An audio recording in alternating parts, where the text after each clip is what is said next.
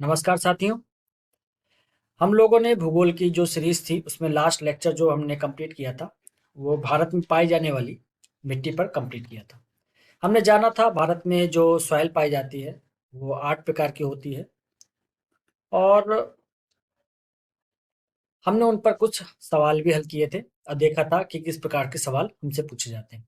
अब उसी कड़ी में नेक्स्ट जो लेक्चर है वो भारत की प्राकृतिक वनस्पति के बारे में है। इस पर थोड़ा सा एक ओवरव्यू डालेंगे आज और उसके बाद कुछ मुख्य पॉइंट समझेंगे जो पेपर के लिए थोड़ा-सा इम्पोर्टेंट है और कुछ सवालों को हल करेंगे, जो हमारे आयोग ने पूछे हैं पिछले कुछ विगत वर्षों में।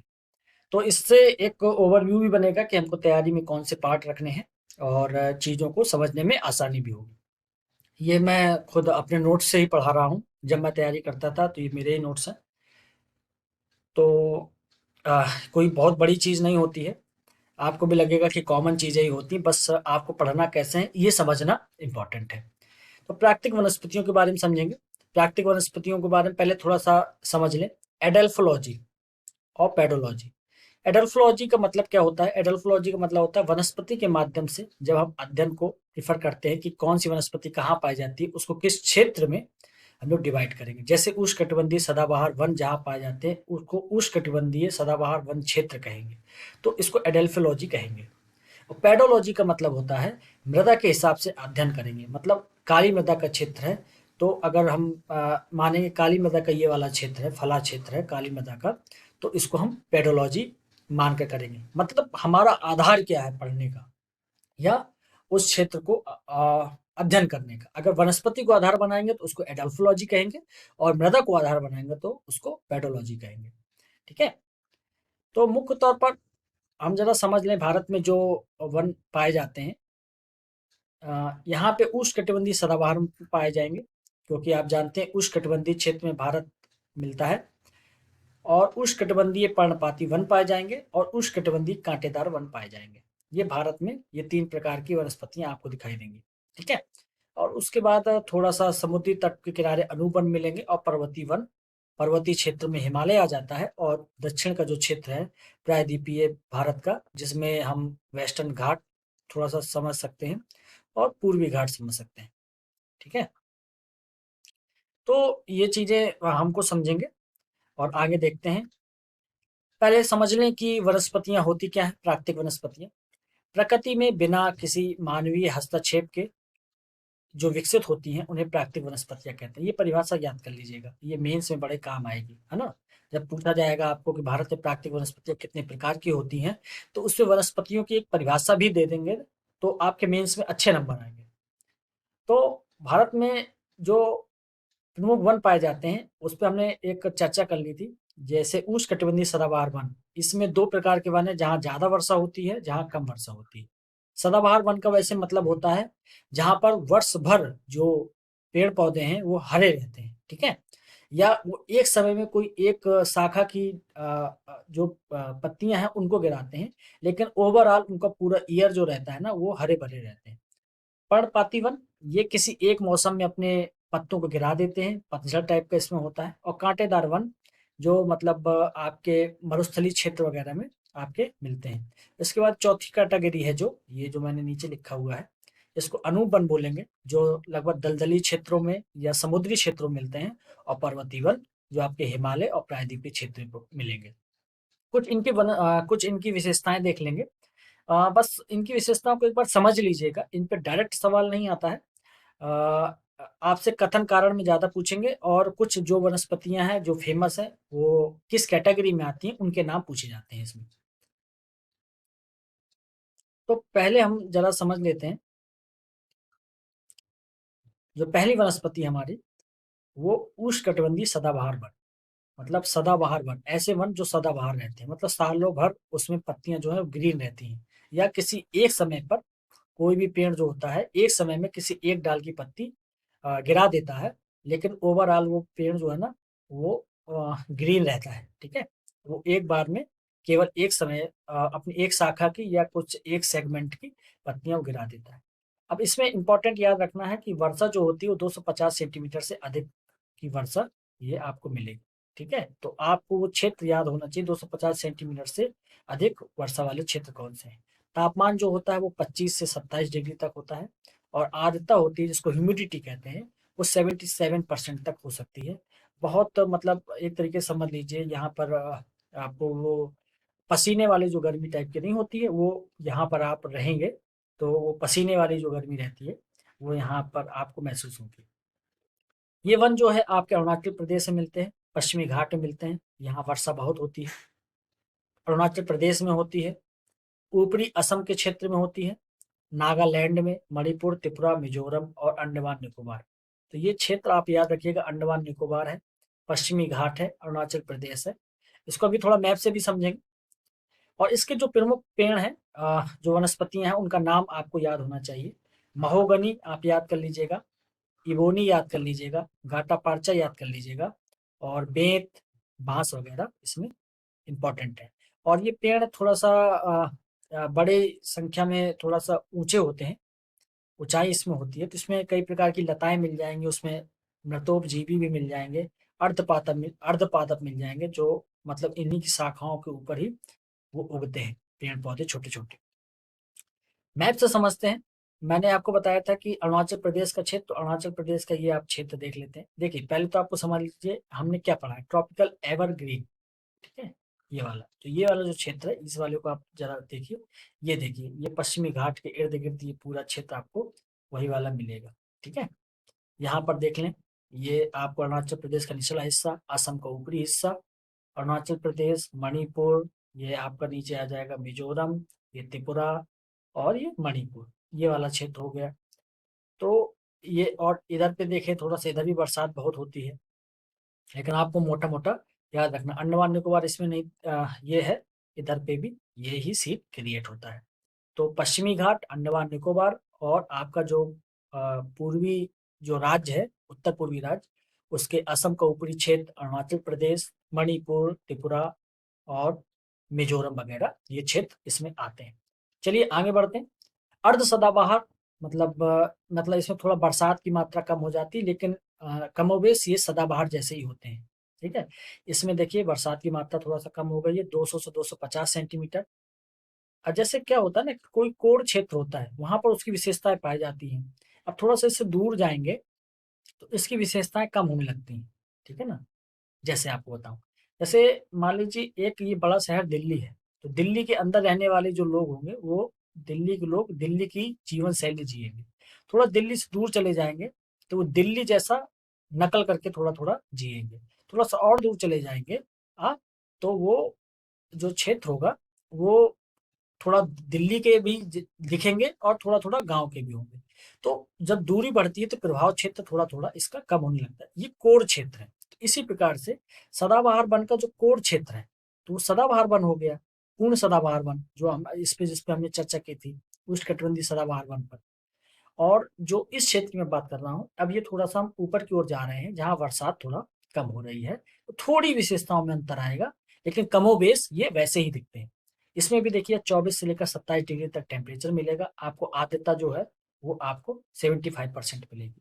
ये वन जो है ना पश्चिमी तट पर मिलेंगे, असम, पूर्वी हिमालय की निचली ढाल पर, उड़ीसा, अंडमान एंड निकोबार। तो जहां मैंने अभी आपको बताया था सदाबहार वन मिलते हैं, बस उसी से थोड़ा सा नीचे चले जाएंगे, थोड़ा सा ऊपर की ओर चले जाएंगे तो ये अर्ध सदाबहार वन वहां मिलेंगे। इसके कुछ आपको शब्द वनस्पतियों के नाम याद कर लीजिएगा। जैसे लॉरेल है, हल्दू है, ये इंपॉर्टेंट नाम है, हल्दू, लॉरेल, हल्दू और सिडार। तो ये कुछ दो तीन नाम बस आपको पता होना चाहिए, होलक, ताकि अगर कभी आपसे पूछा जाए तो आप कंफ्यूज ना हो। आप कदम में देखिए, ये लॉरेल, हल्दू, ये सब आप याद रखिएगा, हल्दू थोड़ा सा इंपॉर्टेंट है, ठीक है। ये कभी पूछा जा सकता है, लेकिन ज्यादातर सदाबहार वन पूरा कंबाइंड करके पूछा जाएगा, मतलब ये और ये, या आप समझ लीजिए इस वाले से पूछा जाएगा आंसर, इनसे डिवाइड करके नहीं पूछा जाएगा, केवल हम पढ़ने के लिए थोड़ा सा अंतर किए दे रहे हैं। आगे बढ़ते हैं। उष्णकटिबंधीय आर्द्र पर्णपाती वन। पर्णपाती वन मैंने आपको बताया कि एक समय पे वो अपना वन गिरा, अपने पेड़ पर जो होता है वो अपने पत्तियां गिरा देते हैं, इनको मानसूनी वन भी बोलते हैं। ये आप टर्म याद रखिएगा, अगर कभी आ जाए मानसूनी वन कौन कौन से हैं या आर्द्र पर्णपाती वन कौन कौन से हैं, तो आपको याद रखना पड़ेगा। आर्द्र यहाँ जोड़ा हुआ है कि यहाँ बरसात होती है, लेकिन उसके बावजूद भी यहाँ पर एक समय में ये पत्ते अपने गिरा देते हैं। तो वर्षा यहाँ पर 200 से 100 सेंटीमीटर तक होती है। अभी तक हम लोगों ने पढ़ा 250 से ऊपर और 200 तक। यहाँ पे तापमान लगभग 27 डिग्री सेंटीग्रेड रहता है।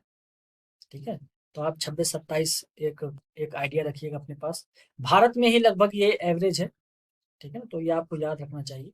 आर्द्रता 60 से 75%, क्योंकि यहाँ बरसात थोड़ा किसी एक निश्चित समय में होती है, मानसून जब आता है तब, इसलिए आर्द्रता जो एवरेज है पूरे साल भर का वो 60 से 75% हो जाता है, क्योंकि शीतकाल में वर्षा ज्यादा होती नहीं, ग्रीष्मकाल में होती है जब मानसून का पीरियड आता है, और उसके पहले जब गर्मी का मौसम होता है अप्रैल मई वाले हिस्से में, उस समय भी बरसात होती नहीं। ये वन मुख्यतः पश्चिमी घाट के पूर्वी ढाल पर, हिमालय के गिरिपथ पर, शिवालिक के साथ मणिपुर, मिजोरम, पूर्वी मध्य प्रदेश की पहाड़ियां, तराई और छत्तीसगढ़, उड़ीसा, पश्चिम बंगाल। आप केवल इतना याद रखिए, अंडमान निकोबार में मैंने आपको बताया सदाबहार वन ऐसे पाए जाते हैं। उसके थोड़ा सा दूर जाएंगे तो अर्ध सदाबहार वन पाए जाएंगे, थोड़ा सा और दूर जाएंगे तो वहां पे आपके आर्द्र पर्णपाती पाए जाएंगे, और थोड़ा सा दूर जाएंगे तो पर्णपाती, शुष्क पर्णपाती वन मिलेंगे। तो इसके कुछ नाम याद कर लीजिएगा। इसमें भी देखिए हल्दू नाम आया, तो हल्दू मतलब दोनों में पाया जाता है, ये दोनों इसमें विशेषताएं इसमें मिलती हैं। महुआ, कुसुम, सेवन, चंदन, ये नाम याद कर लीजिएगा। चंदन और शीशम, ये आर्द्र पर्णपाती वन या मानसूनी वन का क्षेत्र। ठीक है, चंदन और शीशम ये बहुत इंपॉर्टेंट है। और सागौन, टीक, ये भी आपको, साल, सागौन, ये आपको नाम 4 याद कर लेने हैं। साल, सागौन, चंदन और शीशम। ठीक है, चलिए आगे बढ़ते हैं। ये देखिए उष्णकटिबंधीय शुष्क पर्णपाती वन। ठीक है, ड्राई डेसिडुअस इनको बोलते हैं। ये 100 से 150 सेंटीमीटर तक की वर्षा होती है, 27 डिग्री टेम्परेचर, 60 से 75% आर्द्रता। और ये भी अनियमित रूप से हिमालय के गिरिपथ, कन्याकुमारी तक पाए जाते हैं। राजस्थान, पश्चिमी घाट, पश्चिम बंगाल में ये नहीं पाए जाते हैं। ये बस आपको याद रखना है कहाँ नहीं पाए जाते हैं। ये राजस्थान में आपको नहीं मिलेंगे, पश्चिमी घाट में नहीं मिलेंगे, पश्चिम बंगाल में ये नहीं पाए जाते। इसके अंतर्गत सागौन और ये कैम्बर और पलास, इसको जंगल की आग बोला जाता है। पलास, पलास का आपने पेड़ देखा होगा, थोड़ा सा रेड कलर का फूल होता है पलास, है ना। तो ये आपके जंगल की आग जैसा इसमें मतलब पुष्प होता है, वो जंगल की आग की तरह इसमें दिखाई देता है। और अमलतास और कत्था, कत्था भी आपने देखा होगा, खूब समझे होंगे आपने, खाया पिया होगा कत्था वत्था, पान के साथ लगाकर खाते हैं। ठीक है, एक पलाश के बारे में एक आपको फैक्ट है, पहले मैं आप पर छोड़ देता हूँ, आपके लिए होमवर्क टाइप का है ये आप पता करिएगा। ये पलाश जो है किस राज्य का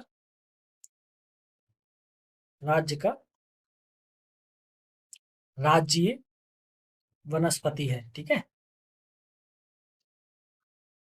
और किस राज्य का ये राज्य का ये फूल है, राज्य फूल जिसको बोलते हैं। ठीक है, एक होता है राष्ट्रीय, एक होता है राज्य, जो राज्य अपने लोकल स्तर पे स्थापित करते हैं। तो ये किस राज्य का ये राष्ट्रीय राज्यीय पुष्प है, ये आपको पता करना है, मुझे बताइए कमेंट सेक्शन में। ये देखिए अभी हम लोग कर रहे थे बात ट्रॉपिकल मोस्ट डिसिडुअस की, आर्द्र पर्णपाती वन की। ठीक है, तो इसको जरा सा हम देखें मैप में कहाँ कहाँ मिलता है। ये देखिए इसको आप नोट कर लीजिए, आपको एक बार मैं दिखा दूं जरा। ये देखिए ये वाला जो क्षेत्र आपको दिखाई दे रहा है, ठीक है ना, ये देखिए इसी के जस्ट तुरंत बाद दिखाई दे रहा है। ये देखिए कितना विस्तार है इसका। और ये ट्रॉपिकल ड्राई डेसिडुअस, ये देखिए कितना बड़ा क्षेत्र है। ये येलो कलर का जो आपको पट्टी दिखाई दे रही है, कितना बड़ा क्षेत्र है। मतलब भारत में सबसे ज्यादा जो है ना शुष्क पर्णपाती वन पाए जाते हैं। अब इनका क्रम भी आपको याद करना पड़ेगा कि कौन से वन किस क्रम में मिलते हैं। इसके बाद देख लेते हैं कांटेदार वन। यहाँ वर्षा 75 सेंटीमीटर से भी कम होती है, 50% आर्द्रता होगी, 25 से 30 डिग्री तक यहाँ तापमान हो सकता है। यह राजस्थान, दक्षिण पश्चिमी पंजाब, पश्चिमी हरियाणा, कच्छ, सौराष्ट्र क्षेत्र या पश्चिमी घाट के वृष्टि छाया क्षेत्र जहां बरसात नहीं होती, कर्नाटक, तेलंगाना जो पठारी क्षेत्र हैं, वहां पर ये मिल सकते हैं। इसमें नीम, बबूल, जंगली खजूर, कैक्टस, ये सब पेड़ पौधे आते हैं। और कर्नाटक, आंध्र प्रदेश, मध्य प्रदेश, छत्तीसगढ़ में उष्णकटिबंधीय घास के मैदान भी इसमें थोड़ा थोड़ा आपको दिखाई देंगे। ठीक है, उष्णकटिबंधीय घास के मैदान आपको दिखाई देंगे। हम लोगों ने नाम सुना होगा उष्णकटिबंधीय घास के मैदान का, सवाना। ठीक है, तो सवाना यहाँ पर आपको देखने को मिल सकती है। कर्नाटक, मध्य प्रदेश, आंध्र प्रदेश। आप ऐसे याद मत कर लीजिएगा, बस आपको एक आइडिया होना चाहिए कि सवाना यहाँ पर मिल सकती है। अनूप वन, इसको इंग्लिश में लिटोरल या स्वैम्प वन बोलते हैं। ये दलदली क्षेत्रों में या आपके समुद्री क्षेत्रों के नजदीक यहाँ पे आपको ये दिखेंगे। ये जैसे डेल्टा लिखा हुआ है, एस्चुरी लिखा हुआ है, क्रीक लिखा हुआ है, ज्वारग्रस्त क्षेत्रों में पाई जाती है। मतलब जहाँ ज्वार भाटा जहाँ तक प्रभावित करता है उन क्षेत्रों में मिल सकती है। इसमें सुंदरी, मैंने आपको नाम बताया था, सुंदरवन इसी के नाम पे पड़ा है। और आमूर जैसी वनस्पतियां इसमें मिलती हैं। तो ये गंगा महानदी, कृष्णा कावेरी का डेल्टा जो है ना, इधर पे इनका बहुत अच्छा विकास हुआ है। ठीक है, तो आपके इसके जो इसमें लिटोरल स्वैम्प, ये देखिए डार्क जो ग्रीन है, ये देखिए ये वाला हिस्सा, ये देखिए समुद्र के किनारे आपको बहुत देखने को मिलेगा। ये देखिए कच्छ का हिस्सा है। ठीक है, आइए आगे देख लेते हैं। थोड़ा पर्वतीय वन के बारे में भी जान लेते हैं। पर्वतीय वन भी थोड़ा सा इंपॉर्टेंट है। पर्वतीय वन के बारे में एक चीज ये है कि एक रेखा होती है, उसको वृक्ष रेखा बोलते हैं। ठीक है, ट्री लाइन, उसको ट्री लाइन बोलते हैं। ट्री लाइन का तात्पर्य होता है कि ऐसी लाइन जहां तक वृक्ष मिल सकते हैं। हम ऊपर जाएंगे, क्योंकि जो पर्वत होता है हम उसमें ऊपर की ओर चढ़ते हैं। ठीक है ना, इसका विस्तार समतल रूप में नहीं होता। तो ऊपर की ओर चढ़ेंगे तो यहाँ पर अलग अलग विशेषताएं मिलेंगी ऊंचाई पर बढ़ने के साथ। तो जहां तक पेड़ पौधे मिलते हैं उसको ट्री लाइन बोलते हैं। तो क्या होता है पर्वतीय क्षेत्रों में, हम ये हिमालय है। ठीक है, तो हिमालय के एक उत्तरी भाग है जिसमें अरुणाचल, असम और आपका सिक्किम वगैरह आता है। और एक है दक्षिणी भाग जिसमें आपका अ, जम्मू कश्मीर है, हिमाचल है और उत्तराखंड है। तो ये देखते हैं कि जो इधर दक्षिणी भाग है, पश्चिमी जो क्षेत्र है, ठीक है ना, पश्चिमी क्षेत्र, और ये है पूर्वी क्षेत्र, सॉरी पूर्वी क्षेत्र मतलब सिक्किम, अरुणाचल, और इसको पश्चिमी क्षेत्र बोलते हैं। यहाँ 915 पे जो पेड़ पाए जाएंगे वो यहाँ 915 मीटर तक यहाँ मिलेंगे आपको, पूर्वी हिमालय में भी। लेकिन जो 1500 मीटर तक आपके हिमाचल या उत्तराखंड में मिलेंगे, वो 1800 मीटर तक आपके पूर्वी हिमालय में मिलेंगे। उसके पीछे कारण ये है क्योंकि आप जब देखेंगे समुद्र की स्थिति, समुद्र की स्थिति देखेंगे तो आप यहाँ देखेंगे, यहाँ समुद्र है। लेकिन यहाँ पर जो हमारा हिमाचल प्रदेश है, उत्तराखंड है, यहाँ पर समुद्र का प्रभाव इतना नहीं पड़ेगा। लेकिन यहाँ पर जो आपका सिक्किम है, असम है और अरुणाचल प्रदेश है, तो यहाँ पर इसका प्रभाव पड़ता है। इसलिए थोड़ा सा इसकी जो ट्री लाइन है वो ऊपर तक बढ़ जाती है। और यहाँ पर ऊंचाई भी थोड़ा सा ज्यादा है। ठीक है, तो यहाँ 3500 होगा, यहाँ 4000 होगा। तो इसी प्रकार से यहाँ 6000 होगा तो यहाँ 5500 होगा। ये करीब थोड़ा थोड़ा 500 से लेकर 700 मीटर तक का फर्क देखा जा सकता है। तो हिमालय के आधार पर वर्गीकृत किया जा सकता है पूर्वी और पश्चिमी हिमालय में किस प्रकार से वन मिलते हैं।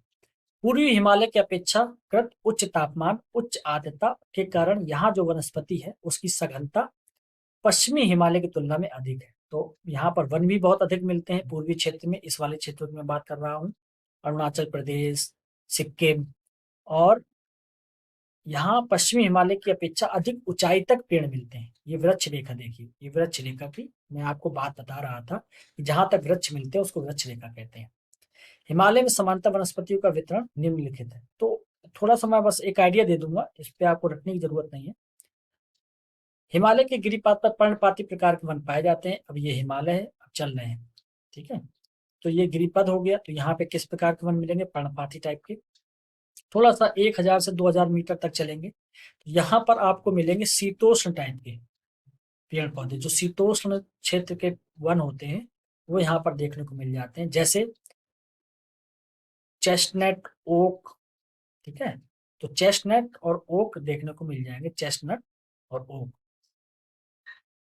ठीक है, इसके बाद 1500 से लेकर 1750 तक ये चीड़,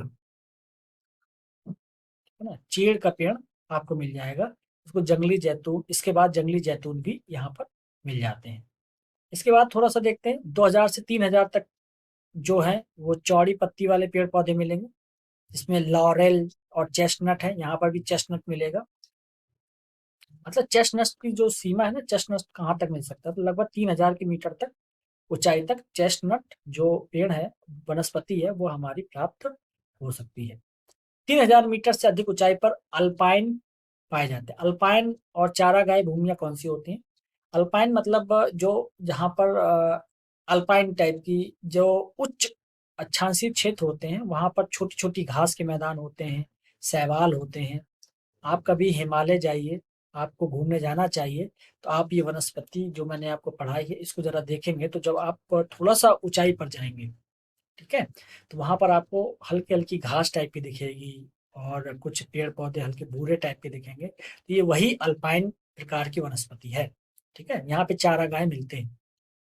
और मैंने आपको बताया था कि जैसे कुछ जनजातियां होती हैं, वो गर्मियों के टाइम ऊपर की ओर, पर्वतों की ऊपर की ओर जाती हैं चारागाह पर अपने जानवरों को चराने।